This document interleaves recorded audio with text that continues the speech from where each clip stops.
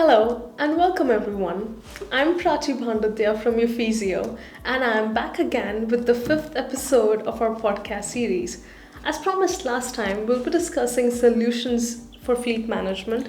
With our last episode, I already introduced Mr. Jay Naik.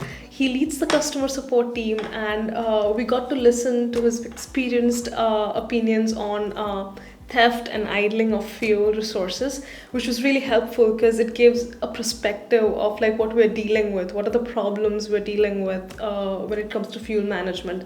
So just trailing off that, last time I forgot to ask you, why is it so important? Like you answered the question, like it's really important to track fuel because of course there's money involved, and if you don't do it, you're losing money, and we kind of calculated it out. But like, how is it, like how hard it is to track fuel? Like, you already have your vehicle dashboard, and like you can see the fuel readings. But I'm assuming it's much more harder than just because reading. nowadays we are getting the information from our partners that drivers are tap the fuel on running vehicle as well. Right. Vehicle is running and they have some mechanism to tap the vehicle, tap the fuel from the running vehicle as well. Okay. So that is very difficult to find its fuel is used by the vehicle or Or it's it's theft. getting stolen. Okay. Stolen. But for that we need a system. Right. And like that cannot be detected by our Yeah. normal like the speedometer and Speedometer, no. it cannot be. Okay. So let's just dive into it, and like let's not keep our listeners waiting anymore. I want to know what are the solutions that we are offering to prevent fuel theft and idling. Yeah, for the fuel theft, we first of all we are working on it from the day one when we are starting I mean, entering in the telematics industry. So we have all studied all the cases, and based on that we are starting with fuel sensor. okay. First, our system is working with fuel sensor as well. If you have installed a sensor with GPS device, then it's more accurate and it's a little bit costly as well. But if you need proper and exact values of the fuel, then the sensor is the best option. Okay. In the sensor, we have the screen calibration screen for the fuel, Okay. because with the sensor also we get the wrong data. Right. In the hilly area, if vehicle is running on the hilly area, Right. or on the On the traffic. or on the roads are not good. So Right. in this scenario, we are getting that wrong data. Right. I'm guessing it's because of the Fluctuation. fluctuation also, because like I'm thinking that the fuel in the tank would move a lot. Move, yes. Right. Because of the gradients, and I think that would affect the Affect reading. reading, yeah. To avoid this kind of fluctuation, we have the calibration screen, and that Okay. you can configure all test parameters as per your need. Okay. Where your vehicle is moving at that scenario, you can calibrate all the things, and Right. based on this, we are presenting the fuel values. I mean, that just really increases the validity of the reading, right? It makes it really precise. Yeah, it's avoiding the false alert. Okay. Main important in this scenario, managers get the false alerts, and based on that, it's affect on drivers. So, alerts for sudden drop Yeah. in the fuel levels? Okay. Sudden drop and refill as well. And I know we have this alerts integrated to like email, SMSs, SMS, yeah. phone call. So you can, I think that's really helpful because, fleet managers can hold their drivers accountable. Yes. Like if they're seeing a sudden drop, I'm guessing that would be theft, right? Theft, yes. And, they could call up the driver and check in what's happening, Yes. and, prevent it. I mean, that sounds pretty fair and square. I know like sensors sound really really nice and precise, but I'm guessing they're going to be expensive, like you just said. Yeah. So, are there any other solutions which can combat that? Yeah, for the fuel, second best option is the CAN data. Okay. So with the CAN interface, CAN bus interface is also integrated with our system. Okay. So it's a little bit it's not that costly yeah. that much as sensors. I'm guessing it's just like an OBD device. OBD device, yeah. So for from this as well, we are getting the fuel value. It's Okay. also accurate. Okay. Yep. So this is the also best option. CAN interface is Okay. second. And if you don't want to invest anything in fuel sensor or the CAN bus, then we have another option as well. How? Like. Yeah, we have the every vehicles have some average is there. Okay. Every Like a fleet- mileage, fixed yes. mileage, yeah. Fleet mileage is there. Okay.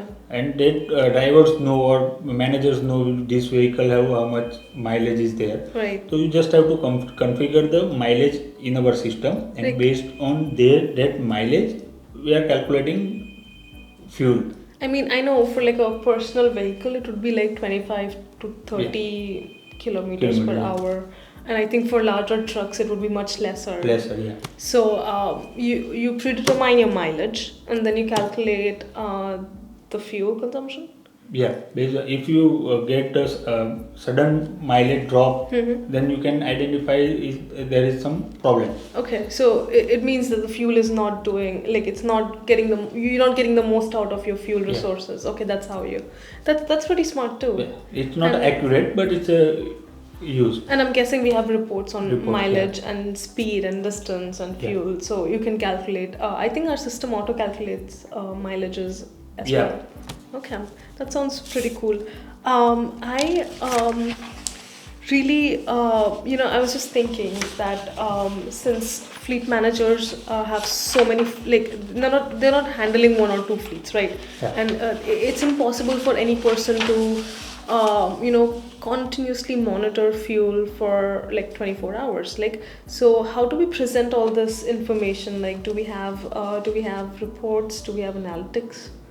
Yeah, for presenting all the things, first we have the very useful graph in the application that you can measure it or you can check it in very precisely. Okay. It's a detailed graph. It's there. Second, we have to have multiple reports as per the needed fuel analytics, and Right. that can be schedulable. So you can schedule it as well. Right. And fuel related, we have alerts as well. Right. So for that alert, you can check on all the alerts as well at one time. Right. And we have on the dashboard, we have widget for the fuel as well. Yeah. That you can configure as per your needs, Right. and you can check every time on the dashboard as well. Right. And I think even on the live tracking screen, we can click on the vehicle and look at the fuel consumption information. Yeah, Is in that live true? tracking as well, if you click on the one vehicle and it's integrated with the fuel Right. calibration, then you can check the current fuel value and the graph as well on live tracking. You Right. don't need to change the screen. On the one screen, everything is there. I mean, I discussed this when I was doing live tracking screen, and that's why I brought it up. I like to bring our screens again and again because dashboard, live tracking, even our reports, they're all configurable, right? Yeah. And it's absolutely convenient to kind of, just look at everything on a single screen, have all that information. Last time, maybe you mentioned that, fuel theft is like a big thing. A lot of drivers, they misuse resources, but like I think we're being too harsh on the drivers. I feel like not every loss in a company occurs because of the workforce. Like sometimes it's just the company's not making the best use of its resources. So in that case, how do we help reduce fuel cost? Of course we prevent theft, but like what are the other solutions that we have? Yeah, theft is not only concern for the fuel. Right, that's what I'm thinking. Yeah. All the second two things is more affected. One is driver behavior, Okay. driving behavior, and Okay. second is route optimization. Okay. Driving behavior, driver harsh driving, harsh braking. If driver is not driving as per the Reckless standard, driving. then it's take more fuel than like- normal. Again, like with reckless driving, you're gonna have lesser mileage. Yeah. And like it's gonna affect the fuel. Like you're gonna need more fuel More to fuel, go yes. distances. Yeah. So- And then with optimized routes, you also mentioned wrong routes or vehicles get lost, and that costs a lot of distance. Like they have to go further, and that is wasting fuel again. Yeah, in the route automation, we have the system that you just have to enter your start location and end location. Then Okay. system guide you the shortest and fastest way. So it's from this route optimization you can save the fuel as well. And I know with optimized routes, we consider traffic, we Yeah. consider detours, we consider a lot of factors like peak hours, and we kind of schedule routes which are you don't have to be on the road that much time. Yeah. So you decrease the time on the road and you increase fuel efficiency. Yeah, based on that all parameters, system suggests you the best and fastest route. Right. So, I mean, that's why I wanted to do another episode because I know there's a lot more to say about fuel. And like, we already have so many solutions. Like, we have solutions to prevent theft, we have tribal behavior monitoring, we have route optimization.